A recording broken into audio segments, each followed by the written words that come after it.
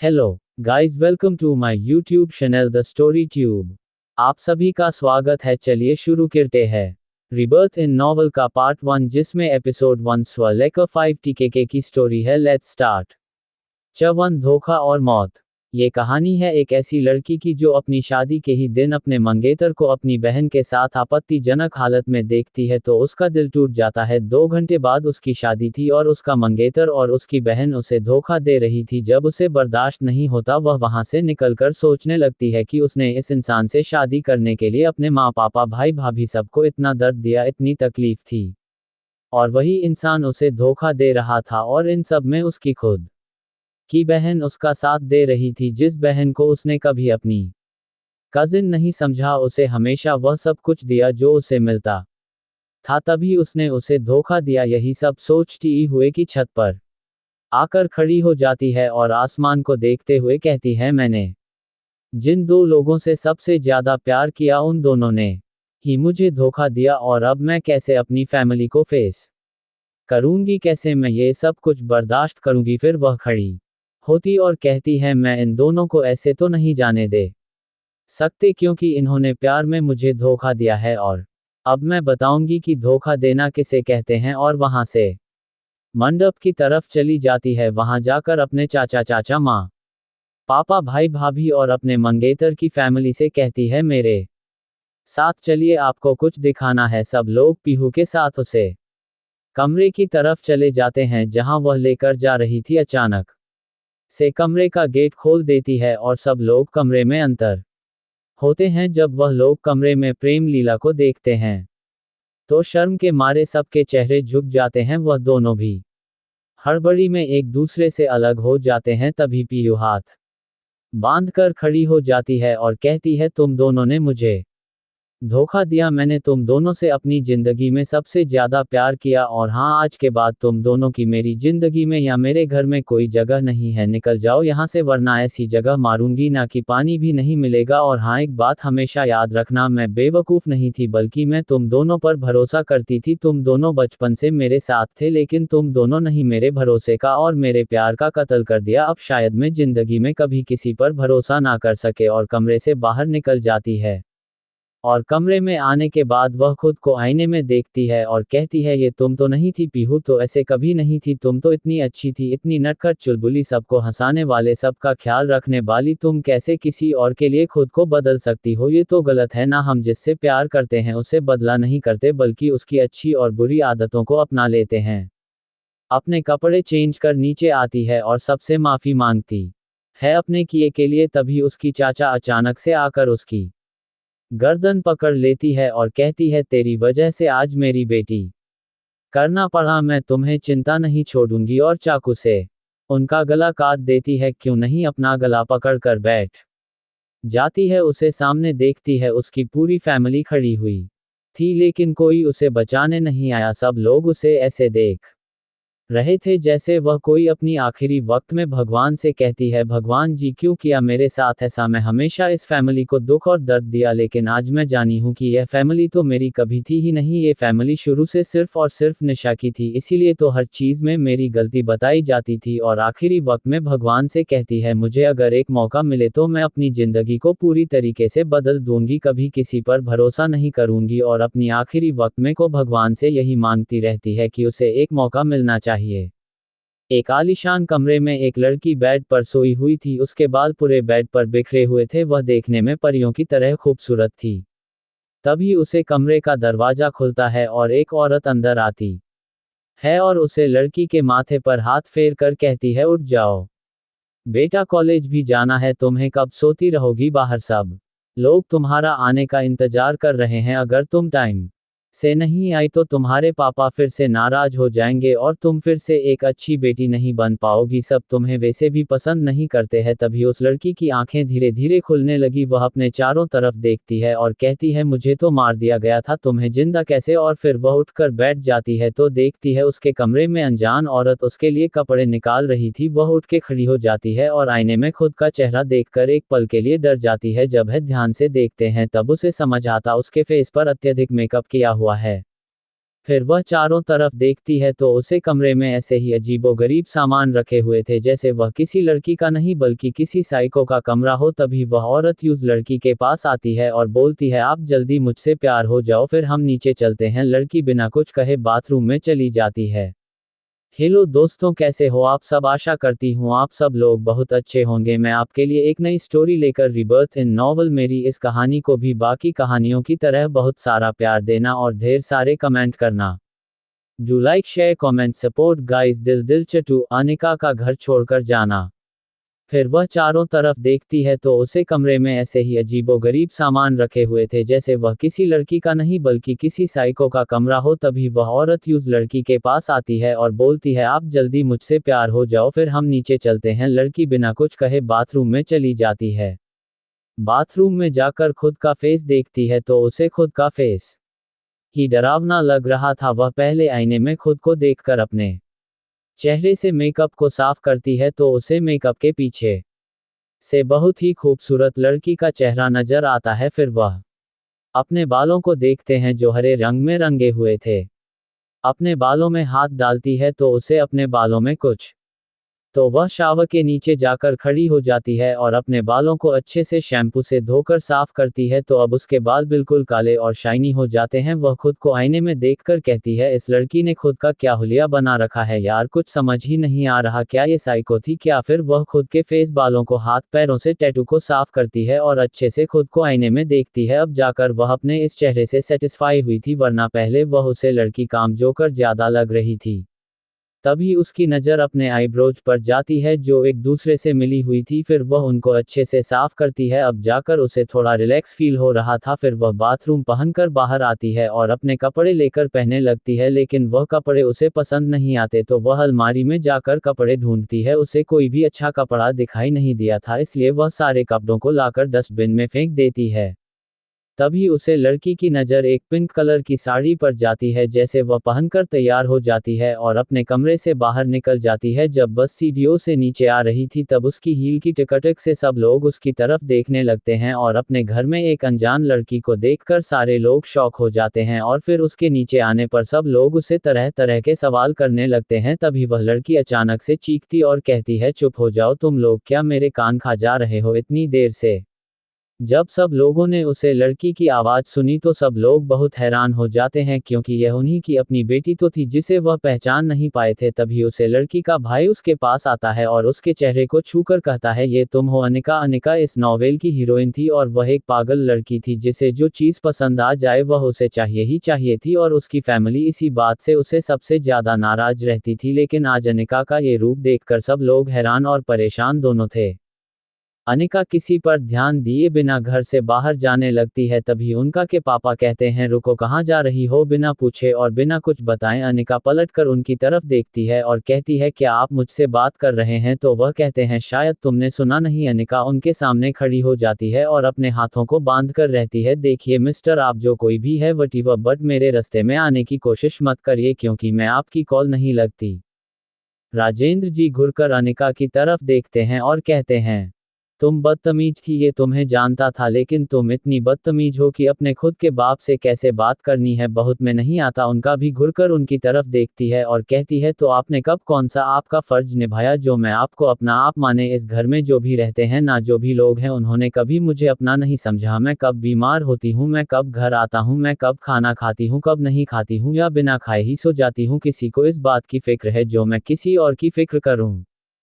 आज अनिका के तेवर देखकर सब लोग खामोश थे और सब जानते थे कि अनिका कह रही है वह सच था। राजेंद्र जी फिर भी अनिका की तरफ देखकर कहते हैं, तो किसने कहा तुम्हें इस घर में रहने के लिए मत रहो, चली जाओ ये घर छोड़कर। मैं भी देखता हूँ कि इस घर के और इस घर के पैसों के बिना तुम दो दिन बाहर नहीं निकल सकती हो। अनिका भी अपने हाथ बांधकर राजेंद्र जी के सामने खड़ी हो जाती है और कहती है, ठीक है चली जाऊंगी इस घर से, आपसे, आपके सो कॉल्ड फैमिली से दूर, लेकिन मेरी भी एक शर्त है। सब लोग हैरानी से अनिका को देख रहे थे क्योंकि आने गाने कभी भी राजेंद्र जी से इस तरह बात नहीं की थी। वह तो मरती थी राजेंद्र जी की एक नज़र खुद पर देखने के लिए, राजेंद्र जी से बात करें, इसलिए तू हमेशा उटपटांग हरकतें करती थी। उसे घर के अंदर एक लड़का आता है, देखने में बहुत smart, dressing, 5 feet 6 inch height, कुल मिलाकर वह किसी मॉडल से काम नहीं था। तभी उसे लड़के को देखकर एक लड़की उसके पास जाती है और गले लग जाती है और कहती है, राहुल बेबी तुम यहाँ क्यों आए, तुम्हें पता है ना जब उनका घर होती है वह कौन कोई ड्रामा करती है। घर कर अनिका को देखने लगता है, लेकिन अनिका पर उसके इस तरह देखने से कोई फर्क नहीं पड़ता। राहुल अनिका के सामने जाकर खड़ा हो जाता है और कहता है, तुम कभी अपनी हरकतों से बाज नहीं आओगी लाने का, तुम हमेशा दूसरों को सिर्फ परेशान करना जानती हो। अनिका उसकी तरफ देखकर कहती है, तुम कौन हो और मेरे पिता के बीच बोलने वाले तुम होते कौन हो। मैं तुमसे नहीं अपने पापा से बात कर रही हूँ और इस घर में किसी को भी अधिकार नहीं है तो वह बेटी को अपने पिता से बात करने से रोक सके, इसलिए इसके लिए आए हो ना उसी के पास जाकर खड़े हो जाओ वरना किसी के सामने बोलने लायक नहीं रखूंगी तुम्हें। आज अनिका का ऐसा रूप देखकर राहुल शॉक हो जाता है, क्योंकि वह तो राहुल से मिलने के लिए, उससे बात करने के लिए मरती थी, लेकिन आज की अनिका तो सबको शॉप पर शोक दिए जा रही थी। अनीता की मम्मी अनिका के पास आती है और कहती हैं, ये क्या बदतमीजी अनिका, तुम अपने पापा से इस तरह से क्यों बात कर सकती हो। तभी उनकी तरफ देखती हो रहती है, अरे मैं तो भूल ही गई माताश्री, आप तो आओगी ही ना अपने पति की पैरवी करने। अरे यार चलो कोई नहीं, आप भी सुन लो, जैसे मेरा इस घर से कोई रिश्ता नहीं है, ना घर के किसी भी मेंबर से कोई रिश्ता नहीं है, और अगर कभी कहीं किसी मोड़ पर मैं आप लोगों को मिल जाऊंगा तो अजनबी समझकर भूल जाना, यह मेरी शादी थी, आज के बाद मेरा आपसे, आपकी फैमिली के किसी मेंबर से कोई रिश्ता नहीं है। मैं आपको दिखाऊंगी कि अनिका क्या चीज है और कहां तक जा सकती है, वेट एंड वॉच कहकर वह घर से बाहर निकल जाती है। अनिका बाहर आकर गहरी सांस लेती है और कहती है, अच्छा हुआ जो मैं जेल से बाहर आ गए, वरना वहां सब लोग मुझे जिस तरीके से देख रहे थे मुझे ऐसा लग रहा था जैसे अभी मेरा मर्डर कर देंगे सब लोग।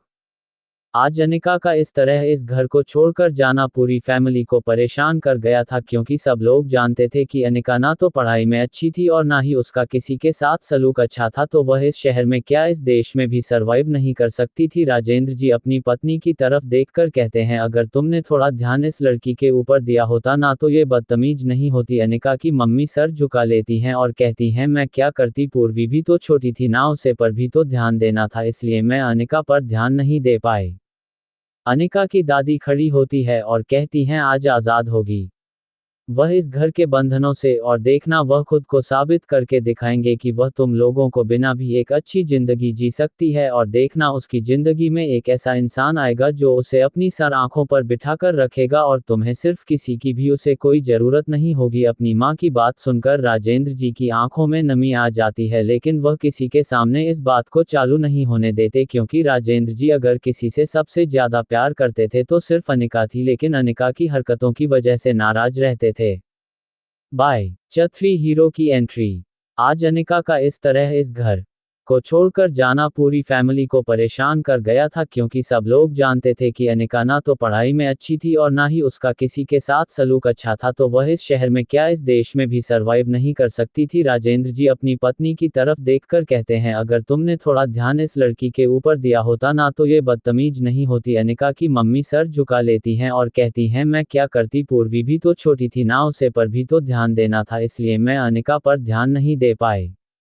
अनिका की दादी खड़ी होती है और कहती हैं, आज आज़ाद होगी वह इस घर के बंधनों से, और देखना वह खुद को साबित करके दिखाएंगे कि वह तुम लोगों को बिना भी एक अच्छी जिंदगी जी सकती है, और देखना उसकी जिंदगी में एक ऐसा इंसान आएगा जो उसे अपनी सर आंखों पर बिठाकर रखेगा और तुम्हें सिर्फ किसी की भी उसे कोई जरूरत नहीं होगी। अपनी माँ की बात सुनकर राजेंद्र जी की आंखों में नमी आ जाती है, लेकिन वह किसी के सामने इस बात को चालू नहीं होने देते, क्योंकि राजेंद्र जी अगर किसी से सबसे ज्यादा प्यार करते थे तो सिर्फ अनिका थी, लेकिन अनिका की हरकतों की वजह से नाराज रहते थे। अनिका वहां से निकालकर सीधा एयरपोर्ट जाती है और टिकट कराकर वह वहां से मुंबई चली जाती है, क्योंकि वह अब इन लोगों के पास नहीं रहना चाहती थी और ना ही उन्हें लोगों से कोई मतलब था, क्योंकि इन लोगों ने जो सलूक असली अनिका के साथ किया था उसके बाद फोन सबसे नफरत करती थी और ना ही किसी रिश्ते को मानती थी। 2 महीने में अनिका ने खुद की कंपनी मुंबई में खड़ी कर ली थी क्योंकि उसने इन सब के लिए अपनी फ्रेंड सपना से मदद ली थी। उसकी फ्रेंड सपना एक रिच फैमिली से बिलोंग करती थी और उसका खुद का बिजनेस था जो उसने अपनी पढ़ाई कंप्लीट होने के बाद टेक ओवर कर लिया था और अब उसके पापा रेस्ट करते थे, इसीलिए उसने बिना कोई वजह जान अनिका को सपोर्ट किया था क्योंकि वह जानती थी कि अनिका बुरी नहीं है, उसे बुरा उसकी फैमिली ने बनाया था। अगर वह थोड़ा ध्यान उसके ऊपर भी दे देना तो शायद आज उनका की जिंदगी ऐसी ना होती। अनिका के पापा राजेंद्र जी ने अनिका को ढूंढने की हर मुमकिन कोशिश कर ली थी लेकिन उनकी सारी कोशिश है बेकार जा रही थी क्योंकि उन्हें आज तक ये भी नहीं पता चला था कि वह इस घर से बाहर निकालने के बाद कहाँ चली गई, किसके पास गई, किसके साथ है, वह किन हालातों में है, कोई कुछ नहीं जानता था। वही राहुल भी अपने स्तर पर अनिका को ढूंढने की कोशिश कर रहा था, भले ही वह अनिका से नाराज हो, लेकिन एक वक्त था जब अनिका उसकी बेस्ट फ्रेंड हुआ करती थी। अनिका का जल्दी जल्दी अपने फ्लैट को ताला लगाकर बाहर निकलती है तो वह देखी है उसका असिस्टेंट वहां खड़ा था। असिस्टेंट कहता है मैं हमें जल्द से जल्द वहां पहुंचना होगा वरना आप नहीं जानती वह मल्होत्रा कॉर्पोरेशन का जो मालिक है ना, वह थोड़ा संकी टाइप का इंसान है और अगर हम 1 मिनट भी लेते हुए ना तो वह हमें ऑफिस में भी नहीं घुसने देगा। अनिका अपनी असिस्टेंट पिया को समझाते हुए कहती है तुम फिक्र मत करो पिया, हम टाइम से पहुंच जाएंगे, जैसे आज तक हमें हर एक डील मिली है ना ये भी मिलेगी। या अनिका की तरफ देखकर कहती है लेकिन मैं आज मुझे बहुत फिक्र हो रही है क्योंकि यह जो मिस्टर मल्होत्रा है ना ये बहुत ही अजीब सा इंसान है, आप नहीं जानती यह है तो बहुत बड़ा बिजनेस टाइकून बट इसकी हरकत है ना किसी साइको जैसी लगती है, इसलिए मुझे आपके लिए डर लग रहा है क्योंकि उसने मीटिंग में सिर्फ आपको बुलाया है। वह दोनों बात करते हुए मल्होत्रा कॉर्पोरेशन पहुंच जाती हैं और वहां से जल्दी से अपनी मीटिंग रूम की तरफ बढ़ जाती है। आइए जानते हैं अपने हीरो के बारे में। हमारे हीरो का नाम है समय मल्होत्रा। जिस समय के साथ चलना अच्छे से आता है वह अपना एक सेकंड भी किसी के लिए वेस्ट नहीं करता, चाहे उसकी फैमिली ही क्यों ना हो। वह हर किसी से सिर्फ उतनी ही बात करता है जितनी उसे जरूर लगती है, वरना वह ज्यादातर सिर्फ अपने बिजनेस में लगा रहता है। उसका एक ही सपना है इस दुनिया पर राज करना और वह कर भी रहा है। समय मल्होत्रा 6 फीट हाइट, गोरा रंग, काली आंखें, ब्राउन बाल, चेहरे पर हल्की सी दाढ़ी, उसके सिक्स पैक अप, उसकी परफेक्ट जो लाइन, वह किसी हॉलीवुड हीरो की तरह लगता है। वह वर्ल्ड का फेमस बैचलर है जिसके सपने हर एक लड़की देखी है, उसे पाना या उसके साथ एक रात बिताना है उन लड़कियों का ख्वाब है, लेकिन समय मल्होत्रा आज तक कभी किसी की तरफ आंख उठाकर नहीं देखा। अब इसका रीजन क्या है ये तो पता नहीं, लेकिन वह लड़कियों से बहुत नफरत करता है, इतनी नफरत के जिसकी कोई इम्तिहान नहीं है, इसीलिए वह किसी लड़की को अपने आसपास भी बर्दाश्त नहीं करता है। समय बिजनेस टाइकून होने के साथ साथ एक माफिया किंग भी था जिसकी आइडेंटिटी के बारे में आज तक उसकी फैमिली भी नहीं जानती थी। वह इतना क्रूअल था कि किसी को मारने से पहले एक पल नहीं सोचता है। अब क्या होगा बेचारी अनिका का, क्योंकि उसकी जिंदगी में एक डेविल की एंट्री हो चुकी है। ये तो मैं जानती हूँ, जो मैं चाहूंगी वही होगा। कॉन्फ्रेंस हॉल में सब कुछ आ चुका था और अब बारी थी समय के आने की। 9 बजे बजने में 1 सेकंड था तभी समय अपने कॉन्फ्रेंस हॉल में एंट्री लेट है। समय को देखकर सब लोग खड़े हो जाते हैं, वहीं पिया और अनिका तो अपनी आंखें फाड़े समय को देख रही। कॉन्फ्रेंस हॉल में सब कुछ आ चुका था और अब बारी थी समय के आने की। 9 बजे बजने में 1 सेकंड था तभी समय अपने कॉन्फ्रेंस हॉल में एंट्री लेट है। समय को देखकर सब लोग खड़े हो जाते हैं, वहीं पिया और अनिका तो अपनी आंखें फाड़े समय को देख रही थी क्योंकि समय लगी इतना हैंडसम रहा था। समय मीटिंग स्टार्ट करने को बोलता है, सब लोग अपना अपना प्रपोज समय के आगे रखते हैं और अपनी अपनी प्रेजेंटेशन देते हैं, लेकिन समय को अभी तक कोई भी प्रेजेंटेशन पसंद नहीं आई थी, इसलिए वह इरिटेट हो चुका था। तभी बारी आती है हमारी प्यारी सी अनिका की। अनिका खड़े होकर प्रोजेक्टर पर जाती है और अपनी पेन ड्राइव लगाकर समझने लगती है। उसके समझने का बताने का तरीका इतना अच्छा था, इस समय एक तक उसे देख रहा था और पता नहीं क्यों अनिका को देखते हुए उसकी आंखें अनिका के पूरे बाजू को तड़ रही थी। उसके सर के बल से लेकर उसके पैर के नाखून तक वह एक तक देखे जा रहा था, ऐसा लग रहा था वह हिप्नोटाइज हो गया था। अनिका को देखते देखते बढ़ जाता है, उसे पता ही नहीं चलता तभी उसे तालिया की आवाज सुनाई देती है। वह अपने होश में जाकर चुपचाप अपनी चेयर पर बैठ जाता है। एक नज़र सबकी तरफ देखकर कहता है, ठीक है, आप सबको मिल द्वारा कल पता चल जाएगा कि हम ये प्रोजेक्ट किसके साथ करना चाहते हैं, अभी आप सब लोग जा सकते हैं। सब लोग वहां से जाने लगते हैं। तभी समय अनिका की तरफ पॉइंट करके कहता है, मिस नानिका आप नहीं जा सकते, आप मेरे ऑफिस में लिए, मुझे आपसे बात करनी है। तेज हो जाती है। वहीं पिया शौक से निकाल को देख रही थी क्योंकि वह जानती थी जो भी लड़की आज तक समय की ऑफिस में गई है कभी जिंदा वापस नहीं आई, लेकिन आने तो कोई हरकत भी नहीं की थी जिसकी वजह से समय इतना नाराज हो जाए। अनिका ऑफिस में आती है और आकर खड़ी हो जाती है, तभी एकाएक उसे समय की आवाज सुनाई देती है, अपनी टॉप उतरे और दीवार की तरफ घूम जाओ। समय की यह बात सुनकर अनिका की आंखें हैरानी से चौड़ी हो जाती हैं, क्योंकि समय ने यह बात कितनी आसानी से कह दी थी। अनिका उस आदमी को हैरानी से देखने लगी। उसने आधे घंटे ऑफिस में रखकर इस आदमी का इंतजार किया था, और कौन पहली मुलाकात में एक लड़की से इस तरह पेश आता है। अनिका समय की तरफ देखकर कहती है, मिस्टर मल्होत्रा, मुझे लगता है आपको कोई गलतफहमी हुई है। मैं कोई ऐसी वैसी लड़की नहीं हूँ जिसको आप बोलोगे टॉप उतरे और मैं अपना टॉप उतार कर आपकी गोदी में बैठ जाऊंगी आकर, तो यह आपकी सबसे बड़ी गलतफहमी है। ये सुनकर समय ने अपनी नजरें अपनी फाइल से हटकर अनिका की तरफ देखा, जो उसकी डेस्क के बिल्कुल सामने खड़ी थी। अनिका को अपनी गहरी नजरों से देखते हुए समय कहता है, मैं जानता हूं तुम्हें ये प्रोजेक्ट चाहिए, इसीलिए तुम्हें कुछ भी करके मुझे खुश करना होगा, तो मैं तुम्हें ये प्रोजेक्ट दे सकता हूं। अनिका समय की तरफ देखती है और कहती है, आपको लगता है कि मैं आपकी बात मानूंगी, पर सो सॉरी मिस्टर मल्होत्रा, मैं ऐसी लड़की नहीं हूं जो एक प्रोजेक्ट पाने के लिए अपनी इज्जत की नीलामी कर दे। मेरी जिंदगी में प्यार मोहब्बत किसी चीज की कोई जगह नहीं है। मेरा सिर्फ एक ही मकसद है, और वह मकसद है बिजनेस वर्ल्ड में राज करना। समय बहुत दिलचस्पी से अनिका को देख रहा था, क्योंकि उनके बिना डरे समय से बात कर रही थी, वरना कोई भी लड़की एक पल भी समय की आंखों में नहीं देख पाती थी और डर के मारे बेहोश हो जाती थी। लेकिन उनके बिना डरे उसके सामने खड़ी होकर उसे उसकी बातों का जवाब दे रही थी। यही बात समय को बहुत पसंद आ रही थी, क्योंकि उसे अपने लिए एक ऐसी ही लड़की तो चाहिए थी जो उसकी टक्कर की हो, उसकी दौलत से नहीं, उससे प्यार करें। समय अपनी चेयर से खड़ा होता है और कहता है, और अगर मैंने ये कॉन्ट्रैक्ट किसी और को दे दिया तो तुम शांति हो ना। तुमने जो मार्केट से पैसा उठाया है इस कॉन्ट्रैक्ट के लिए, वह सब डूब जाएगा, और तुम्हारी जो कंपनी अभी अभी शुरू हुई है ना, वह खत्म हो जाएगी।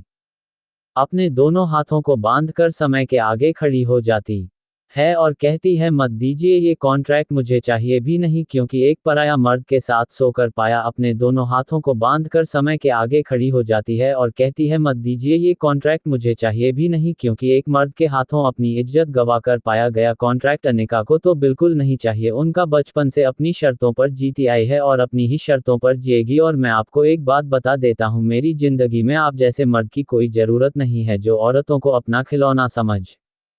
समय अनिका के करीब आकर उसके काम में अपनी कर आवाज में कहता है, अगर तुमने मेरी बात नहीं मानी तो मैं तुम्हारी कंपनी के साथ साथ तुम्हारी दोस्त की कंपनी को भी बर्बाद कर दूंगा। अनिका समय से कहती है, अगर आपको लड़ना है ना, तो मुझे लड़के मेरी दोस्त को बीच में लाने की जरूरत नहीं है। और हाँ, अगर आपको मुझसे मोहब्बत होती या मैं आपको पसंद करने लगती तो शायद मैं आपको खुद को सौंप देती, लेकिन एक बिजनेस डील के लिए तो सॉरी, मैं उन लड़कियों जैसी नहीं हूँ जो अपने बिजनेस को ऊंचाइयों पर पहुंचने के लिए किसी के साथ भी हम बिस्तर हो जाएं। और हाँ, अब आप मुझे ये प्रोजेक्ट देंगे बिना, तभी मैं ये प्रोजेक्ट नहीं करूंगी, क्योंकि आप जैसे आदमी के साथ काम करने से अच्छा है कि मैं बेरोजगार रह लूं। अनिका जैसे ही अपना एक कदम उसे ऑफिस से बाहर निकलने वाली होती है, तभी उसके काम में समय की आवाज गूंजती है, सोच लो मिस अनिका, ऐसा ना हो कि आपका सपना सपना ही रह जाए एक सक्सेसफुल बिजनेस वूमेन बनने का। अनिका पलटकर ऑफिस में आती है और समय के आगे खड़ी होकर कहती है, मैं वह अनिका हूँ मिस्टर मल्होत्रा जिसने कभी अपने आप की भी नहीं सुनी, और मैं हमेशा यही कहती हूँ, जो गलत वह गलत। मेरे बाप ने कभी मुझे प्यार नहीं दिया तो मैंने उससे भी छोड़ दिया, और अपनी जिंदगी अपनी शर्तों पर और अपने बलबूते पर जीती हूँ। मुझे किसी आदमी की या किसी की भी दया की जरूरत नहीं है। और यह प्रोजेक्ट की बात, तो इस प्रोजेक्ट को लात मार दिया निकाल, समझे आप। और ऑफिस से निकल जाती है। ऑफिस से निकलने के बाद आने का समय को भर भर कर गालियां दे रही थी, और पिया उनकी बातें सुनकर डर रही थी, क्योंकि यह ऑफिस समय का था। अगर किसी ने सुन लिया और समय को पता चल गया तो पता नहीं अनिका के साथ क्या होगा। लेकिन पिया जानती थी जरूर कोई बात हुई होगी, वरना अनिका कभी भी इतना गुस्सा नहीं होती, क्योंकि वह जल्दी ही किसी को जज नहीं करती है। लेकिन आज समय के बारे में वह ऐसी बातें बोल रही थी जो सुन सुनकर पिया के कान पक गए थे।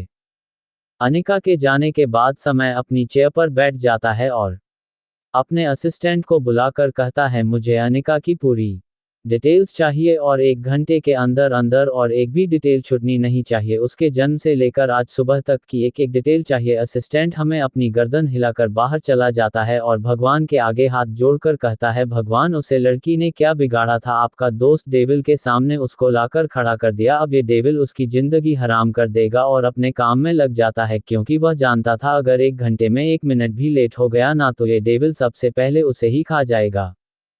समय अपनी चेयर पर बैठा बार बार अनिका के गुस्से भरे चेहरे को याद कर रहा था और उसके चेहरे पर स्माइल जाने का नाम ही नहीं ले रही थी। ऐसा लग रहा था जैसे समय ने जानबूझकर अनिका को इतना उकसाया था कि इनका उसके सामने कुछ भी कह कर चली गई थी। समय मुस्कुराते हुए अपने डॉल में से एक छोटी सी डॉल निकलता है और कहता है, मुझे नहीं पता था मेरी डॉल को इतना गुस्सा भी आता है। तुम्हारा तो इंतजार कर रहा था मैं इतने सालों से। अब जब तुम मुझे मिली हो तो मैं तुम्हें खुद से कभी दूर नहीं जाने दूंगा। मैं जानता हूं तुम शायद मुझे भूल चुकी हो, वरना मेरे पास आकर मैंने तुम्हें वह ब्रेसलेट दिखाया था। अगर तुम्हें मैं याद होता तो तुम तुरंत ब्रेसलेट को पहचान लेती हूँ, जैसे मैं तुम्हारे उसे ब्रेसलेट को पहचान लिया था।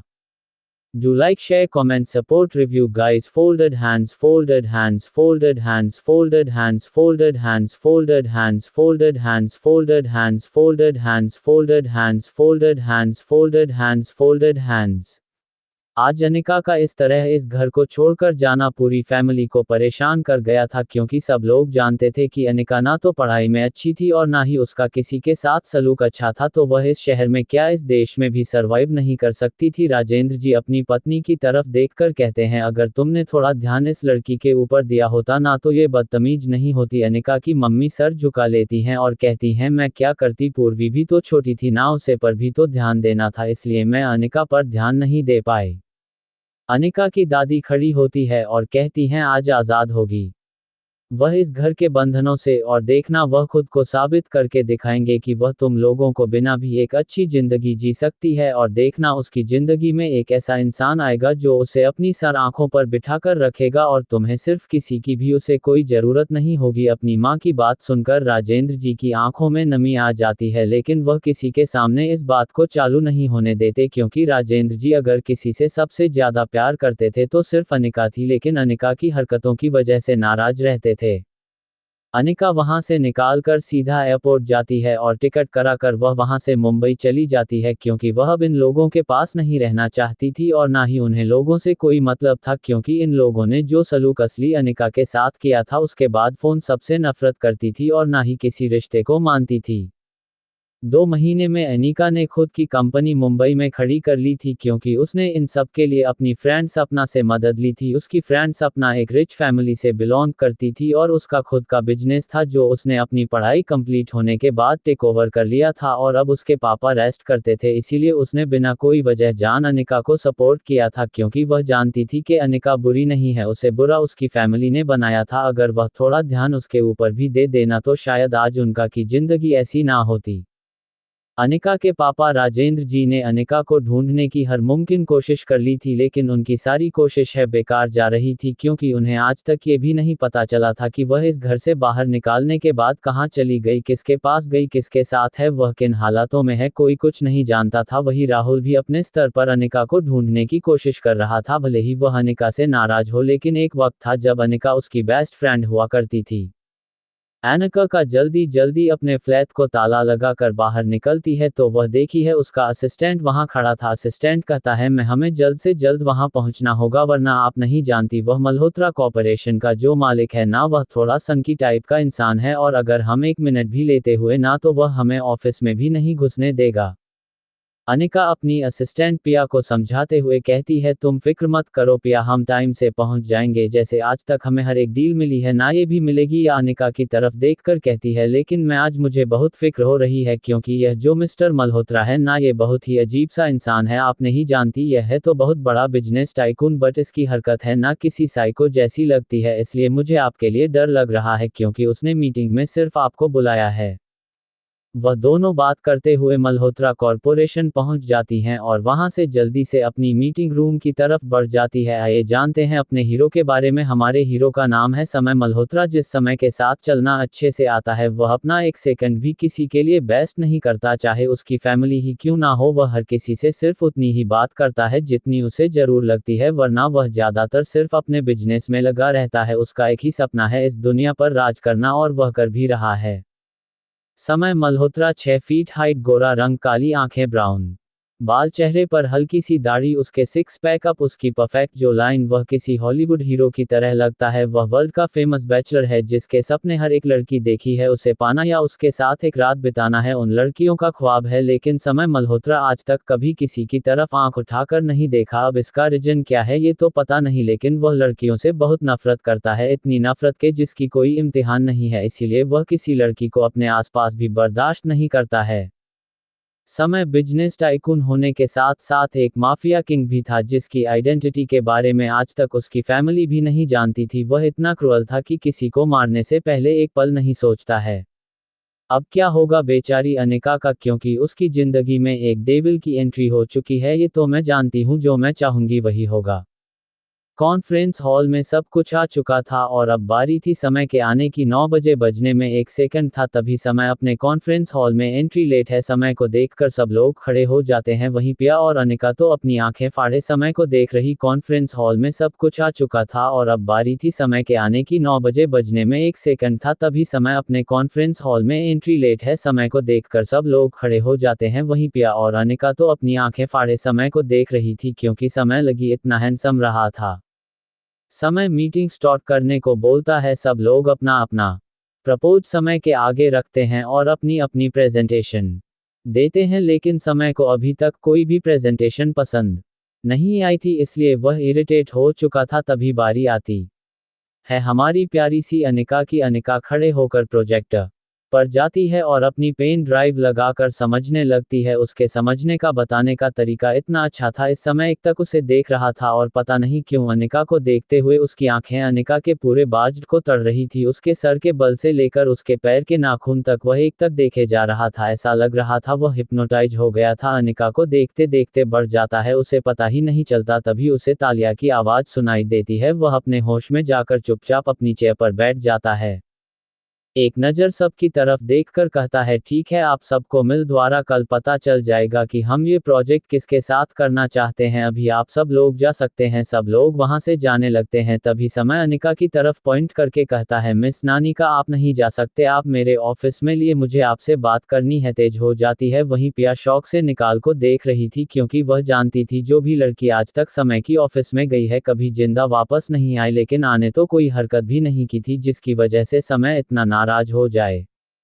अनिका ऑफिस में आती है और आकर खड़ी हो जाती है, तभी एकाएक उसे समय की आवाज सुनाई देती है, अपनी टॉप उतरे और दीवार की तरफ घूम जाओ। समय की यह बात सुनकर अनिका की आंखें हैरानी से चौड़ी हो जाती हैं क्योंकि समय ने यह बात कितनी आसानी से कह दी थी। अनिका उस आदमी को हैरानी से देखने लगी। उसने आधे घंटे ऑफिस में रखकर इस आदमी का इंतजार किया था और कौन पहली मुलाकात में एक लड़की से इस तरह पेश आता है। अनिका समय की तरफ देखकर कहती है, मिस्टर मल्होत्रा मुझे लगता है आपको कोई गलतफहमी हुई है, मैं कोई ऐसी वैसी लड़की नहीं हूँ जिसको आप बोलोगे टॉप उतरे और मैं अपना टॉप उतार कर आपकी गोदी में बैठ जाऊंगी आकर, तो यह आपकी सबसे बड़ी गलतफहमी है।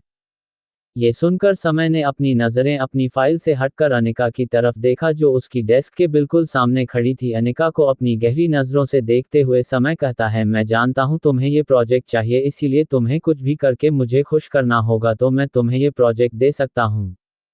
अनिका समय की तरफ देखती है और कहती है, आपको लगता है कि मैं आपकी बात मानूंगी, पर सो सॉरी मिस्टर मल्होत्रा, मैं ऐसी लड़की नहीं हूं जो एक प्रोजेक्ट पाने के लिए अपनी इज्जत की नीलामी कर दे। मेरी जिंदगी में प्यार मोहब्बत किसी चीज की कोई जगह नहीं है। मेरा सिर्फ एक ही मकसद है और वह मकसद है बिजनेस वर्ल्ड में राज करना।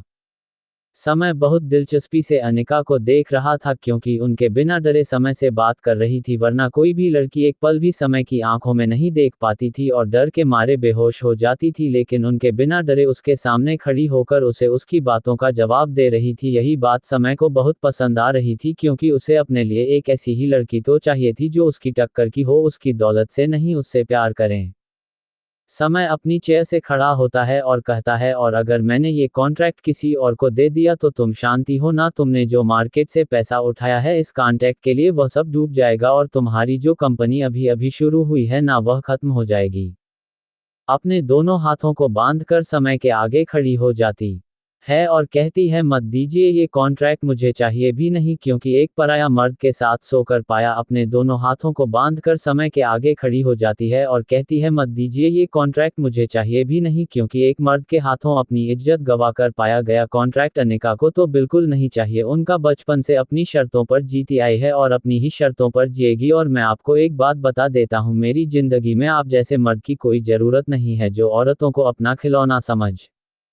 समय अनिका के करीब आकर उसके काम में अपनी कर आवाज में कहता है अगर तुमने मेरी बात नहीं मानी तो मैं तुम्हारी कंपनी के साथ साथ तुम्हारी दोस्त की कंपनी को भी बर्बाद कर दूंगा। अनिका समय से कहती है अगर आपको लड़ना है ना तो मुझे लड़के मेरी दोस्त को बीच में लाने की जरूरत नहीं है और हाँ अगर आपको मुझसे मोहब्बत होती या मैं आपको पसंद करने लगती तो शायद मैं आपको खुद को सौंप देती लेकिन एक बिजनेस डील के लिए तो सॉरी मैं उन लड़कियों जैसी नहीं हूँ जो अपने बिजनेस को ऊंचाइयों पर पहुंचने के लिए किसी के साथ भी हम बिस्तर हो जाएं और हाँ अब आप मुझे ये प्रोजेक्ट देंगे बिना तभी मैं ये प्रोजेक्ट नहीं करूंगी क्योंकि आप जैसे आदमी के साथ काम करने से अच्छा है कि मैं बेरोजगार रह लूं। अनिका जैसे ही अपना एक कदम उसे ऑफिस से बाहर निकलने वाली होती है तभी उसके काम में समय की आवाज गूंजती है सोच लो मिस अनिका ऐसा ना हो कि आपका सपना सपना ही रह जाए एक सक्सेसफुल बिजनेस वूमेन बनने का। अनिका पलटकर ऑफिस में आती है और समय के आगे खड़ी होकर कहती है मैं वह अनिका हूँ मिस्टर मल्होत्रा जिसने कभी अपने आप की भी नहीं सुनी और मैं हमेशा यही कहती हूँ जो गलत वह गलत मेरे बाप ने कभी मुझे प्यार नहीं दिया तो मैंने उससे भी छोड़ दिया और अपनी जिंदगी अपनी शर्तों पर और अपने बलबूते पर जीती हूँ मुझे किसी आदमी की या किसी की भी दया की जरूरत नहीं है और यह प्रोजेक्ट की बात तो इस प्रोजेक्ट को लात मार दिया निकाल समझे आप और ऑफिस से निकल जाती है। ऑफिस से निकलने के बाद आने का समय को भर भर कर गालियां दे रही थी और पिया उनकी बातें सुनकर डर रही थी क्योंकि यह ऑफिस समय का था अगर किसी ने सुन लिया और समय को पता चल गया तो पता नहीं अनिका के साथ क्या होगा लेकिन पिया जानती थी जरूर कोई बात हुई होगी वरना अनिका कभी भी इतना गुस्सा नहीं होती क्योंकि वह जल्दी ही किसी को जज नहीं करती है लेकिन आज समय के बारे में वह ऐसी बातें बोल रही थी जो सुन सुनकर पिया के कान पक गए थे।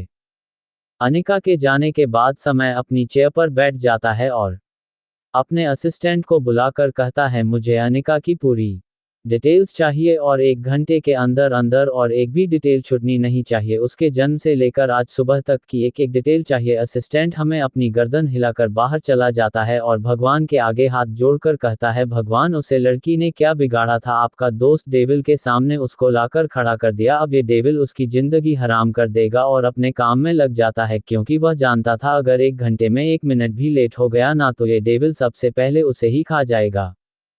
समय अपनी चेयर पर बैठा बार बार अनिका के गुस्से भरे चेहरे को याद कर रहा था और उसके चेहरे पर स्माइल जाने का नाम ही नहीं ले रही थी ऐसा लग रहा था जैसे समय ने जानबूझकर अनिका को इतना उकसाया था कि इनका उसके सामने कुछ भी कह कर चली गई थी। समय मुस्कुराते हुए अपने डॉल में से एक छोटी सी डॉल निकलता है और कहता है मुझे नहीं पता था मेरी डॉल को इतना गुस्सा भी आता है तुम्हारा तो इंतजार कर रहा था मैं इतने सालों से अब जब तुम मुझे मिली हो तो मैं तुम्हें खुद से कभी दूर नहीं जाने दूंगा मैं जानता हूँ तुम शायद मुझे भूल चुकी हो वरना मेरे पास आकर मैंने तुम्हें वह ब्रेसलेट दिखाया था अगर तुम्हें मैं याद होता तो तुम तुरंत ब्रेसलेट को पहचान लेती हूँ जैसे मैं तुम्हारे उसे ब्रेसलेट को पहचान चफोर अनिका का वापस अपने घर आना। अनिका पलटकर ऑफिस में आती है और समय के आगे खड़ी होकर कहती है मैं वह अनिका हूँ मिस्टर मल्होत्रा जिसने कभी अपने आप की भी नहीं सुनी और मैं हमेशा यही कहती हूँ जो गलत वह गलत मेरे बाप ने कभी मुझे प्यार नहीं दिया तो मैंने उससे भी छोड़ दिया और अपनी जिंदगी अपनी शर्तों पर और अपने बलबूते पर जीती हूँ मुझे किसी आदमी की या किसी की भी दया की जरूरत नहीं है और यह प्रोजेक्ट की बात तो इस प्रोजेक्ट को लात मार दिया निकाल समझे आप और ऑफिस से निकल जाती है। ऑफिस से निकलने के बाद आने का समय को भर भर कर गालियां दे रही थी और पिया उनकी बातें सुनकर डर रही थी क्योंकि यह ऑफिस समय का था अगर किसी ने सुन लिया और समय को पता चल गया तो पता नहीं अनिका के साथ क्या होगा लेकिन पिया जानती थी जरूर कोई बात हुई होगी वरना अनिका कभी भी इतना गुस्सा नहीं होती क्योंकि वह जल्दी ही किसी को जज नहीं करती है लेकिन आज समय के बारे में वह ऐसी बातें बोल रही थी जो सुन सुनकर पिया के कान पक गए थे। अनिका के जाने के बाद समय अपनी चेयर पर बैठ जाता है और अपने असिस्टेंट को बुलाकर कहता है मुझे अनिका की पूरी डिटेल्स चाहिए और 1 घंटे के अंदर अंदर और एक भी डिटेल छुटनी नहीं चाहिए। उसके जन्म से लेकर आज सुबह तक की एक एक डिटेल चाहिए। असिस्टेंट हमें अपनी गर्दन हिलाकर बाहर चला जाता है और भगवान के आगे हाथ जोड़कर कहता है, भगवान उसे लड़की ने क्या बिगाड़ा था, आपका दोस्त डेविल के सामने उसको लाकर खड़ा कर दिया, अब ये डेविल उसकी जिंदगी हराम कर देगा। और अपने काम में लग जाता है क्योंकि वह जानता था अगर 1 घंटे में 1 मिनट भी लेट हो गया ना तो ये डेविल सबसे पहले उसे ही खा जाएगा। समय अपनी चेयर पर बैठा बार बार अनिका के गुस्से भरे चेहरे को याद कर रहा था और उसके चेहरे पर स्माइल जाने का नाम ही नहीं ले रही थी। ऐसा लग रहा था जैसे समय ने जानबूझकर अनिका को इतना उकसाया था कि इनका उसके सामने कुछ भी कह कर चली गई थी। समय मुस्कुराते हुए अपने डॉल में से एक छोटी सी डॉल निकलता है और कहता है, मुझे नहीं पता था मेरी डॉल को इतना गुस्सा भी आता है, तुम्हारा तो इंतजार कर रहा था मैं इतने सालों से, अब जब तुम मुझे मिली हो तो मैं तुम्हें खुद से कभी दूर नहीं जाने दूंगा। मैं जानता हूँ तुम शायद मुझे भूल चुकी हो, वरना मेरे पास आकर मैंने तुम्हें वह ब्रेसलेट दिखाया था, अगर तुम्हें मैं याद होता तो तुम तुरंत ब्रेसलेट को पहचान लेती हूँ जैसे मैं तुम्हारे उसे ब्रेसलेट को पहचान लिया था। सभी अचानक से समय के फोन पर किसी का कॉल आता है और वह समय के ऐसा कुछ बताता है जिसे सुनकर समय गुस्से में पागल हो जाता है और अपने पूरे ऑफिस में तोड़फोड़ करना शुरू कर देता है। उसे बर्दाश्त नहीं हो रहा था कि उसकी डॉल अपनी जिंदगी में किसी को शामिल भी कर सकती थी। जब से समय को ये पता चला था कि अनिका की जिंदगी में राहुल था जिससे वह प्यार करती थी, लेकिन राहुल ने अनिका की जगह उसकी बहन को चुन लिया था, जब से समय गुस्से में पागल हो चुका था कि उसकी डाल उसे कैसे भूल सकती है और उसके सिवा किसी और को अपनी जिंदगी में कैसे शामिल कर सकती है। अब है गुस्से में इस कदर बौखला गया था कि सही गलत का फर्क भी भूल गया था। सर मैं सोच लिया था अब वह अनिका को हर कीमत पर अपनी जिंदगी में शामिल करते रहेगा, चाहे उसमें अनिका की मर्जी हो और ना हो, वह जबरदस्ती भी उसे खुद के करीब रखेगा, लेकिन वह अनिका को अब किसी भी कीमत पर खुद से दूर नहीं जाने देगा और अनिका को सजा तो मिलेगी किसी और को अपनी जिंदगी में जगह देने की। तभी समय के पास उसके असिस्टेंट का कॉल आता है और वह कहता है कि उनका की फैमिली उसे ढूंढ रही है क्योंकि उसकी छोटी बहन की शादी है उसके दोस्त के साथ और उनका प्लान बनाने का को बुलाकर उसके साथ कुछ बुरा करने का है। समय उसकी बात सुनकर कहता है, ठीक है उसके साथ मैं भी जाऊंगा लेकिन वहां किसी को पता नहीं चलेगा। अनिका को ये पता चलता है कि उसके पापा उसे ढूंढ रहे हैं तो वह उनके पास जाने के और उनसे बात करने के लिए तैयार हो जाती है और मैं वहां से दिल्ली के लिए निकल जाती है। जगह दिल्ली पहुंचती है तो देखी है एयरपोर्ट पर उसे लेने के लिए कोई नहीं आया था। ये देखकर वह फिर की मुस्कान के साथ बोलता है, मैं कैसे भूल गई थी कि यह परिवार मेरा नहीं है, लेकिन फिर भी वह राहुल की शादी में जाना चाहती थी क्योंकि राहुल और अपनी बहन को ऐसा कोई मौका नहीं देना चाहती थी जिससे आगे चलकर वह उसे नीचा दिखाएं।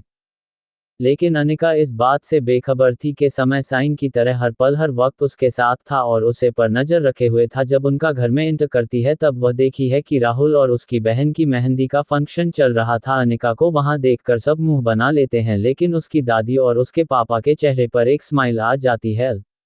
सबको इग्नोर करके अपने कमरे में चली जाती है। इस बात से सबसे ज्यादा हर्ट उसके पापा को होता है क्योंकि उन्होंने खुद ही अपनी बेटी को अपनी जिंदगी से दूर कर दिया था और शाम को राहुल और मुक्ति की शादी थी, इसलिए वह अपने कमरे में जाकर तैयार होकर जब बाहर आती है तो देती है जयमाला का प्रोग्राम चल रहा था। तभी उसकी सौतेली मां कर उससे कहती है, क्या तुम मेरी बेटी की खुशी में 2 शब्द कहना चाहोगी?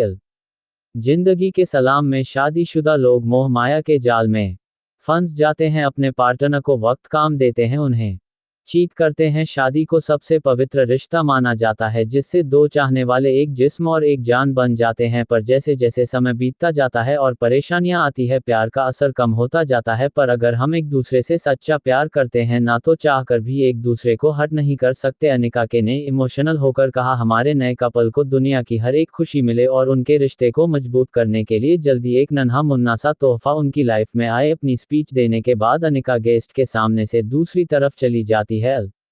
जो बात बिना किसी इमोशंस के कही थी, लेकिन वह बात पता नहीं क्यों राहुल को अपने दिल में चुभती हुई महसूस हुई थी, क्योंकि एक टाइम ऐसा था जब राहुल सिर्फ अनिका के आगे पीछे रहता था, हर वक्त उसका ख्याल रखता था, उससे प्यार से बात करता था और वह अनिका से प्यार भी करता था। लेकिन पता नहीं उसे रात ऐसा क्या हुआ कि राहुल के दिल में अनिका के लिए सिर्फ और सिर्फ नफरत भर गई। तभी उसकी नजर आने कहां पर जाती है, जो अपनी हैरानी भरी नजरों से किसी को देख रही थी।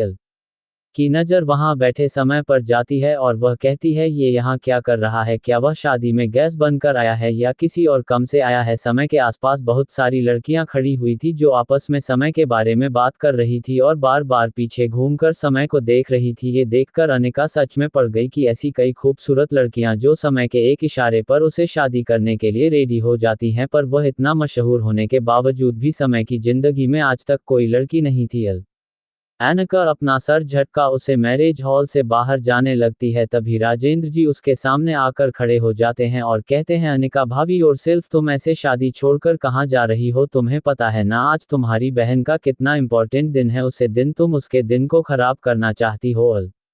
हैरानी से अपने पापा की तरफ देखती और कहती है मैं तो यहाँ आना भी नहीं चाहती थी, आपने मुझे यहाँ जबरदस्ती बुलाया था और मैं यहाँ अपनी उपस्थिति दर्ज कर देना, तो अब क्या चाहिए आपको। मैं आपकी बेटी नहीं हूं और ना ही आप पर मेरा हुक्म चलेगा। मैं यहाँ इसलिए नहीं आई थी क्योंकि आपने मुझे बुलाया था या मुझे मेरी सो कॉल बहन की शादी में शामिल होना था। मैं यहाँ इसलिए आई थी क्योंकि मेरा यहाँ कुछ जरूरी सामान था और अब मैं जा रही हूँ। और हाँ, अंदर मुझे कांटेक्ट करने की कोशिश मत करना क्योंकि मेरा आपसे कोई रिश्ता नहीं है। जिस दिन मेरी माँ मारी थी ना, उसी दिन मेरा आपसे भी रिश्ता खत्म हो गया था, क्योंकि एक माँ अपने बच्चों को किसी भी कीमत पर पाल लेती है, लेकिन एक पिता को हमेशा दूसरी औरत की जरूरत पड़ती है। आपको मेरे लिए माँ की जरूरत नहीं थी, आपको अपने लिए अपनी बीवी की जरूरत थी जो आपकी नीज को पूरा कर सके। अनिका की बात सुनकर राजेंद्र जी का चेहरा काला पड़ जाता है क्योंकि अनिका ने उनकी दुखती रखकर हाथ रख दिया था। एल एक बार और राजेंद्र जी की तरफ देखती है और कहती है एक बार आपने कहा था ना पूरे परिवार के बीच में कि मैं अपनी माँ जैसी नहीं हूँ और मेरी माँ बहुत अच्छी थी और आप उनसे बहुत प्यार करते थे। अगर यह सच होता ना तो आप कभी भी मेरी माँ को भूलकर किसी दूसरी औरत से शादी नहीं करते। ये झूठा था, यह आप मेरी माँ से प्यार करते थे, बल्कि आप तो मेरी माँ के मरने की दुआ मना रहे थे कि किस दिन वह मरे और अब अपनी इस दूसरी बीवी को इस घर में लेकर आओ। और मैं आपको आज एक बात बता देता हूँ, मेरा आपसे कोई रिश्ता नहीं है। अब आप ये समझते ना, इस दुनिया में आपकी सिर्फ एक बेटी है और वह मुक्ति है, मैं नहीं। और हाँ, कभी भी मुझे कॉल कर डिस्टर्ब मत करना क्योंकि मैं सब कुछ बर्दाश्त कर सकती हूँ, लेकिन अब आप लोगों की वजह से मुझे कोई दर्द हो, कोई तकलीफ हो या कोई मुझे डिस्टर्ब करे, यह मैं बर्दाश्त नहीं करूंगी। और वहां से सीधा बाहर निकल जाती है। आज उनका की बातें राजेंद्र जी को बहुत हार्ड कर गई थी क्योंकि उनका ने जो कहा था उन्हें कुछ % सच्चाई भी थी कि राजेंद्र जी को उनका के लिए माँ की नहीं अपने लिए पत्नी की जरूरत थी, वरना वह खुद ही अपनी बेटी को पाल सकते थे अपनी माँ की मदद से। लेकिन फिर भी उन्होंने दूसरी शादी की और उनसे एक बच्ची को भी पैदा किया और उसके बाद उन्होंने कभी अनिका पर ध्यान नहीं दिया। हमेशा जो उनकी बीवी कहती हो बात मान लिया करते थे, चाहे वह काम उनका ने किया हो ना किया हो। कभी उन्होंने पता करने की कोशिश नहीं की। लेकिन आज मैं अपनी गलती का एहसास हो चुका था कि उन्होंने अपनी पत्नी के साथ तो धोखा किया ही था, उन्होंने अपनी बच्ची को भी खुद से अलग कर दिया था जो उनके और उनकी पत्नी के प्यार की निशानी थी। उसे इतना दर्द, इतनी तकलीफ दी थी कि वह अब उनसे कोई रिश्ता नहीं रखना चाहती थी। अनिका घर से निकालकर रोड पर खड़ी होकर लंबी लंबी सांस लेने लगती है और किसी ऑटो और टैक्सी का इंतजार करने लगती है, लेकिन अभी तक कोई ऑटो और टैक्सी वहां नहीं आया था क्योंकि आज बहुत लंबा जाम लगा हुआ था। अनिका धीरे धीरे रोड के सहारे चलने लगती है। उसे आज अपनी जिंदगी फिर से उन्हें गलियों में गुजरती हुई दिखाई दे रही थी, जिन गलियों में कभी वह को जाया करती थी। आज उसे ये शहर अनजाना लग रहा था। हाँ, अनिका के लिए शहर अनजाना ही था, वह तो रिबर्थ होकर आई थी कनिका की बॉडी में। लेकिन जब वह अनिका के दर्द के बारे में सोचती थी ना, तो उसे बहुत दर्द, बहुत तकलीफ होती थी। उसे अपना दर्द भी उसे धरती आगे काम ही लगता था, लेकिन कमजोर नहीं थी क्योंकि उनका तो कब की मर चुकी थी। आप जो थी वह यह अनिका थी जिसकी जिंदगी में सिर्फ एक ही मकसद था और वह मकसद था एक बहुत बड़ी बिजनेस वुमेन बनने का और दुनिया पर राज करने का। अब वह किसी को मौका नहीं देगी खुद को हट करने का। पिछले जन्म में उसके अपनों ने ही उसे मार दिया था, प्यार के नाम पर चल लिया था, लेकिन इस बार ऐसा नहीं होगा। पिछली बार अपने प्यार के हाथों मारी गई थी, अपने परिवार के हाथों मारी गई थी और इस बार भी उसके साथ सेम ही हो रहा था। उसका परिवार, उसका प्यार उससे ऐसे ही ट्वीट करते थे, इसीलिए अब उसे किसी पर कोई विश्वास नहीं था, अब उसे खुद पर विश्वास था। तभी वह देती है, उसके सामने एक गाड़ी आकर रुकती है। निकल जब अपना सर उठाकर देखती है तो उसे गाड़ी का विंडो नीचे होता है और उसमें से उसे समय का हैंडसम चेहरा दिखाई देता है। समय एक तक अनिका को देख रहा था। आज उसे अनिका की हालत, उसका दर्द, उसका सब कुछ पता चला था, तो उसने अनिका को पनिशमेंट देने का अपना विचार त्याग दिया था। लेकिन आगे वह अनिका को पनिशमेंट जरूर देगा। अगर वह किसी और मर्द के करीब गई तो समय अनिका की तरफ देखकर कहता है, बैठो। उनका रहती है, मुझे आपके साथ कहीं नहीं जाना। मैंने बोला बैठो वरना यहाँ से उठाकर ले जाऊंगा और किसी को पता भी नहीं चलेगा। थोड़ा सहन जाती है और जाकर उसके साइड में बैठ जाती है। Do like, share, comment, support. Review च 5 समय का अनिका को अनजान जगह लाना। अनिका की बॉडी में, लेकिन जब वह अनिका के दर्द के बारे में सोचती थी ना, तो उसे बहुत दर्द, बहुत तकलीफ होती थी। उसे अपना दर्द भी उसे धरती आगे काम ही लगता था, लेकिन कमजोर नहीं थी, क्योंकि उनका तो कब की मर चुकी थी। आप जो थी वह यह अनिका थी, जिसकी जिंदगी में सिर्फ एक ही मकसद था, और वह मकसद था एक बहुत बड़ी बिजनेस वुमेन बनने का और दुनिया पर राज करने का। अब वह किसी को मौका नहीं देगी खुद को हट करने का। पिछले जन्म में उसके अपनों ने ही उसे मार दिया था, प्यार के नाम पर चल लिया था, लेकिन इस बार ऐसा नहीं होगा। पिछली बार अपने प्यार के हाथों मारी गई थी, अपने परिवार के हाथों मारी गई थी, और इस बार भी उसके साथ सेम ही हो रहा था। उसका परिवार, उसका प्यार उससे ऐसे ही ट्वीट करते थे, इसीलिए अब उसे किसी पर कोई विश्वास नहीं था। अब उसे खुद पर विश्वास था, तभी वह देती है। उसके सामने एक गाड़ी आकर रुकती है। निकल जब अपना सर उठाकर देखती है तो उसे गाड़ी का विंडो नीचे होता है और उसमें से उसे समय का हैंडसम चेहरा दिखाई देता है।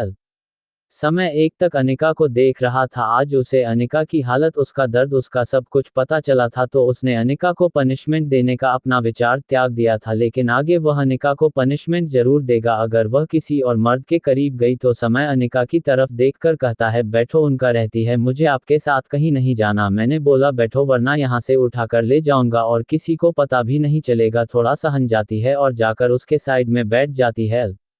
समय अपनी गाड़ी को वहां से लेकर निकल जाता है। अनिका भी यही सोच रही थी कि समय ये क्या कर रहा था और वह क्यों आया था, या मुक्ति की शादी में बिजनेसमैन था, उसने समय को इनवाइट किया था। यही सब बातें अभी भी अनिका के दिमाग में चल रही थी, लेकिन उसने अभी तक एक बार भी समय की तरफ नहीं देखा था और ना ही उससे कुछ कहा था। समय आने की तरफ देखकर कहता है, तुम यहाँ क्या कर रही थी? इसलिए आई थी यहाँ पर। समय की तरफ देखती है और कहती है, डांस करने आई थी यहाँ पर। तुम्हें कोई प्रॉब्लम है? समय अनिका किस तरह जवाब देने से चिढ़ जाता है, लेकिन वह कुछ नहीं कहता।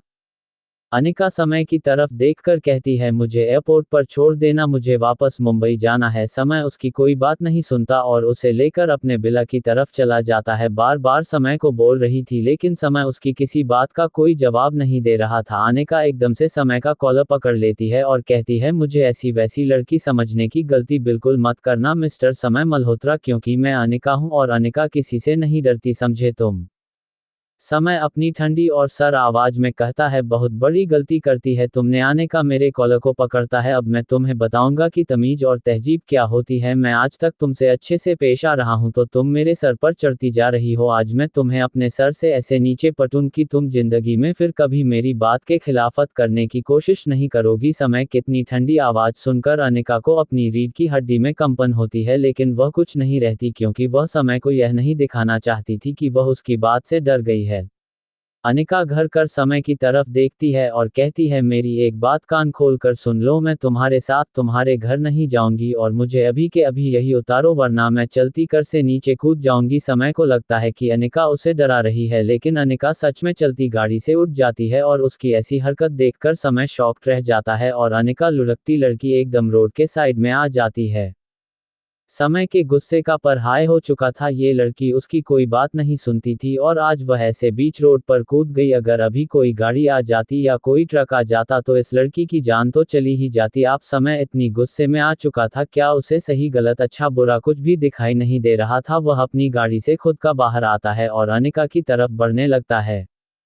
अनिका समय को अपनी तरफ आता हुआ देखकर वहां से भागने लगती है। समय कहता है, मैं आखिरी वार्निंग दे रहा हूं अनिका, अगर तुमने एक कदम भी आगे बढ़ाया तो मैं तुम्हें कैद कर दूंगा और फिर तुम कहीं नहीं जा पाओगी और अपना बिजनेस वुमेन बनने का सपना भी पूरा नहीं कर पाओगी। अनिका समय की किसी बात का कोई जवाब नहीं देती, वह भागती रहती है। समय एक दौड़ लगाकर अनिका को पकड़ लेता है और कहता है बोला था ना मुझसे दूर जाने की कोशिश मत करना, लेकिन तुम्हें शायद मेरी बात समझ नहीं आती और आज मैं तुम्हें बताता हूँ कि समय की बात ना मानने का नतीजा क्या होता है। और वह अनिका को अपनी पीठ पर तंग कर वहां से घर की तरफ निकल जाता है। अनिका गुस्सा बनाकर समय की पीठ पर मार रही थी, लेकिन समय को इन सब से कोई फर्क नहीं पड़ रहा था, क्योंकि अनिका की गई हरकत की वजह से समय इस वक्त बहुत गुस्से में था। और जब समय को गुस्सा आता था ना तो उसके सोचने समझने की शक्ति खत्म हो जाती थी। समय अनिका को लेकर अपने मेंशन के अंदर चला जाता है, उसे ले जाकर कमरे में बेड पर फेंक देता है और उसे उंगली दिखाकर कहता है आज से यह कमरा तुम्हारा घर है। इस कमरे से बाहर अगर एक कदम निकला ना, कसम से तुम्हारी टांगे तोड़ दूंगा मैं। और इसे मेरी धमकी मत समझना, जैसे तुमने गाड़ी से कूदते समय नहीं सोचा था वैसे ही मैं तुम्हारे पर तोड़ते समय नहीं सोचूंगा। मुझे एक अपाहिज और लंगड़ी बीवी चलेगी, लेकिन मैं तुम्हें दोबारा से भागने का मौका नहीं दूंगा। समय की इतनी कठोर आवाज और लहजा सुनकर अनिका की आंखें नम हो जाती हैं। अनिका कुछ नहीं रहती और बेड पर ऐसे ही बैठी रहती है। समय गुस्से में कमरे से बाहर निकल जाता है और कमरे को बाहर से लॉक कर जाता है। समय के जाने के बाद अनिका का गेट की तरफ देखती है। इस वक्त आएगा कि आंखों में समय के लिए सिर्फ नफरत दिखाई दे रही थी और यह नफरत आगे चलकर बहुत कुछ करने वाली थी। समय के जाने के बाद कमरे से भागने का रास्ता खोजने लगते हैं, लेकिन उसे कमरे से भागने का कोई रास्ता ही नजर नहीं आ रहा था। तभी उसे बालकनी दिखाई देती है उनका। उसे बालकनी में जाकर नीचे जाती है तो उसकी आंखें डर से बंद हो जाती है, क्योंकि इस वक्त बहुत ऊंचाई पर थी। अगर वह यहां से कुर्ती तो उसकी एक एक हड्डी टूट जाती। कमरे में आकर बेड पर बैठ जाती है और अपने सर को पकड़ कर कहती है मैं कहाँ फंस गई हूँ यार, मुझे कुछ समझ नहीं आ रहा, मैं क्या करूं, मेरी जिंदगी बर्बाद हो गई है, मेरा सपना मेरा सब कुछ बर्बाद हो गया। मुझे यहाँ उसे मिस्टर राजेंद्र की बातों में जाकर आना ही नहीं चाहिए था ना, मैं यहाँ आती नहीं, पागल साइको मेरे पीछे पड़ता। मैंने इसके साथ डील करने से भी सीधी मना कर दिया था, लेकिन पता नहीं मैं यह मिस्टर राजेंद्र की बातों में आकर यहाँ क्यों आ गई। मैं अपने बालों को पकड़ लेती है और बेड से सिर्फ आकर बैठ जाती है। बैठे बैठे कब उसकी आंख लग जाती है उसे पता ही नहीं चलता। अगर गहरी नींद में चली जाती है। सोने के बाद धीरे से कमरे का गेट खुलता है और समय अंदर आता है। उसके हाथ में खाने की प्लेट थी, लेकिन जब वह अनिका को सोते हुए देखा है तो वह उसे प्लेट को साइड टेबल पर रखकर अनिका के पास आता है और उसे रास्ते से बेड पर सलकर ब्लैंकेट से कर करके एक का टेम्परेचर सेट कर देता है। फिर अनिका के सिर पर हाथ फिर कर कहता है क्यों मजबूर कर रही हो मुझे कि मैं तुम्हें खुद के पास कैद कर लूं। मैं जानता हूं आज मैं तुम्हारी आंखों में अपने लिए नफरत अच्छी है, मेरी तो नहीं देखना चाहता। डॉल प्लीज यार मुझे मजबूत मत करो, अगर तुम यहां से भागने की कोशिश नहीं करोगी ना तो मैं तुम्हें अच्छे से अपने पास रखूंगा और तुम्हें हर जगह जाने की आज़ादी दूंगा। तभी समय कमरे से बाहर चला जाता है और 2 घंटे बाद वापस कमरे में आता है। इस वक्त समय में काले कपड़े पहन रखे थे। वह अनिका को अपनी गोद में उठाकर कमरे से बाहर निकल जाता है और गार्डन एरिया में आता है, जहां इस वक्त एक जेट उसका इंतजार कर रहा था। समय अनिका को लेकर उसे जेट में चढ़ जाता है और थोड़ी देर में वह जेट आसमान की बुलंदियों में कहीं गायब हो जाता है। अनिका तो सो चुकी थी, उसे नहीं पता था कि उसके सोने के बाद उसे कहां ले जाया गया है। बजट के अंदर एक पर्सनल कमरा बना हुआ था। समय अनिका को ले जाकर उसे बेड पर लेटकर ब्लैंकेट से कर करके उसे कमरे से बाहर आ जाता है और दूसरे कमरे में जाकर वहां से इंजेक्शन लेकर फिर अनिका के कमरे में जाता है और वह इंजेक्शन अनिका के हाथ में लगा देता है और फिर उनका के सिर पर हाथ फेर कर कहता है अब तुम जब तक नहीं होगी जब तक मैं नहीं चाहूंगा। अनिका गहरी नींद में सो रही थी, उसे नहीं पता था कि उसके सोने के बाद उसके साथ क्या हुआ और उसे कहां ले जाया गया, लेकिन जब उनका की नींद खुलेगी ना तब उसका रिएक्शन देखने लायक होगा। समय अनिका के पास लेट जाता है और उसे अपनी बाहों में भर लेता है और कहता है तुमने मेरे पास कोई ऑप्शन ही नहीं छोड़ा था, इसीलिए तुम्हें इन सब से दूर लेकर जा रहा हूं। इतना तू जहां पर मेरे सिवा तुम्हारे आसपास कोई नहीं होगा, तुम्हें बात करने के लिए भी मैं ही मिलेगा और कहीं जाने के लिए भी मैं तुम्हारे पास भी कोई और ऑप्शन छोड़ूंगा ही नहीं। वही इंडिया में राजेंद्र जी अनिका के जाने की सारी बात पता करते हैं, तब उन्हें सारी सच्चाई का पता चलता है। अब उन्हें अपने किए पर बहुत पछतावा हो रहा था कि क्यों उन्होंने दूसरी शादी की, और दूसरी शादी की तो क्यों उन्होंने अपनी बेटी पर ध्यान नहीं दिया, क्यों उसे बेटी पर ध्यान नहीं दिया जो उनके प्यार की निशानी थी, कि उन्होंने अपनी बेटी को इस तरह मारते हुए छोड़ दिया। यही सब सोते हुए उनकी आंखें नम हो जाती हैं और वह अपने कमरे से निकलकर एक दूसरे कमरे में जाते हैं और अंदर से कमरा लॉक कर लेते हैं। वह कमरा अनिका की मॉम का था। राजेंद्र जी उसे कमरे के अंदर जाकर एक फोटो फ्रेम के पास खड़े हो जाते हैं और अपने हाथ जोड़कर कहते हैं, मुझे माफ कर देना सावित्री, मैं हमारी बेटी का ख्याल नहीं रख पाया, मैं उसे पिता का प्यार नहीं दे पाया। अरे पिता का तो छोड़ो, मैं तुमसे एक इंसान का प्यार भी ना दिया, मुझे नहीं पता था कि मेरी एक गलती मुझसे मेरा सब कुछ छीन लेगी। राजेंद्र जी वहीं सावित्री जी की फोटो को लेकर बेड पर लेट जाते हैं। उन्हें कब नींद आ जाती है उन्हें पता ही नहीं चलता। अगली सुबह जब उनकी नींद खुलती है तो वह खुद को उसे कमरे में प्रकार थोड़ा परेशान हो जाते हैं और फिर कहते हैं, मुझे इतने सालों में कभी इतनी अच्छी नींद नहीं आई जो मुझे इस कमरे में आई, यहाँ सब कुछ पहले की तरह है, कितना सुकून है इस कमरे में। सावित्री जी की फोटो को वहीं दीवार पर लगाकर कहते हैं, मैं हमारी बेटी को ढूंढ लूंगा, सावित्री उससे माफी मांगूंगा, अपने हर एक की है गुनाह की, मैं जानता हूँ वह मुझसे बहुत नफरत करती है, वह मुझे इतनी जल्दी माफ नहीं करेगी, लेकिन मैं कोशिश करूंगा कि वह मुझे माफ कर दे। और उसे कमरे से निकालकर बाहर हाल में आ जाते हैं। तभी उनकी दूसरी बीवी उनके पास आती है और कहती है, कहाँ पर आप, रात भर आप घर क्यों नहीं आए। राजेंद्र जी उनसे कुछ नहीं रहते और कमरे की तरफ चले जाते हैं। आज राजेंद्र जी का ऐसा रिएक्शन देखकर कामिनी को भी अजीब लगता है, लेकिन वह इस बात पर ज्यादा ध्यान नहीं देती और वहां से बाहर चली जाती है। एक अनजान जगह पर समय का जेट जाकर लैंड करता है और समय उसमें से अनिका को अपनी बाहों में लेकर अंदर चला जाता है। वहां आसपास चारों तरफ सिर्फ अपनी ही पानी था और जंगल और कुछ भी नहीं था। उसे जंगल और पानी के बीच में एक खूबसूरत सा घर बना हुआ था और समय अनिका को लेकर वही चला जाता है और उससे ले जाकर बेड पर लेटकर एक एंटीडोट उसके हाथ में लगा देता है और उसे कमरे से बाहर निकल जाता है, क्योंकि अभी उसे बहुत कुछ करना था यहाँ, इसलिए वह जानता था अनिका को होश आने में 2 से 3 घंटे तो लगी जाएंगे। 1 घंटे बाद धीरे धीरे अनिका की आंखें हिलने लगती है और वह अपनी आंखें खुलती है तो उसे सब कुछ धुंधला धुंधला दिख रहा था। फिर वह अपनी आंख बंद करके फिर खोलती है तो अनजान जगह, अनजान कमरा देखकर वह डर जाती है, लेकिन तभी उसे समय का खुद को अपने घर लाना याद है। तुम्हें देती है कि गेट खुला हुआ था, वह उसका गेट से बाहर निकाल कर भागने लगती है। जब वह उसे घर से बाहर आती है तो उसकी आंखें बड़ी बड़ी हो जाती है, क्योंकि चारों तरफ सिर्फ जंगल और पानी था। वह चारों तरफ घूम घूम कर देती है और भाई घुटनों के बल बैठकर रहती है, ये तुमने ठीक नहीं किया मिस्टर समय मल्होत्रा, अब मैं तुम्हें बताती हूँ कि मुझसे पंगा लेने का अंजाम क्या होता है। और चारों तरफ देखती है, लेकिन उसे वहां से भागने का कोई रास्ता ही दिखाई नहीं दे रहा था। तभी पीछे से कोई हाथ रखता है, अनिका डर के मारे सीख देती है। तभी समय कहता है, मेरे अलावा तुम्हें कोई छू नहीं सकता। वही समय को अपने अपने करीब देकर उसे धक्का दे देती है। समय खुद को संभाल नहीं पाता और गिर जाता है। उनका उसे उंगली दिखाकर रहती है, मेरे करीब आने की कोशिश मत करना वरना तुम्हारी जान ले लूंगी। वही समय उठकर खड़ा हो जाता है और कहता है, तुम जिस वक्त जहां हो ना वहां तुम्हें मेरे अलावा कोई भी नहीं मिलेगा। और मेरी एक बात कम खुलकर सुन लो, अब तुम्हें इतना उम्र मेरे साथ रहना है, प्यार से रहोगी तो फायदे में रहोगी, अगर मैं जबरदस्ती करने पर आया ना तो सह नहीं पाओगी। और वहां से अंदर घर की तरफ चला जाता है। Rebirth in novel. Rebirth of Princess.